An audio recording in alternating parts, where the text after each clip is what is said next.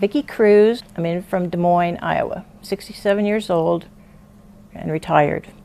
All right. And how old do you feel on the inside? 67 years old. I worked for the federal government, retired from the Department of Veterans Affairs. I feel okay on the inside. I'm fine. I've been wearing wigs for about 4 years now because my hair is so fine and thin. And I'd like to be able to sometimes just wear my hair. Give her a cocktail or something. I did. I have one.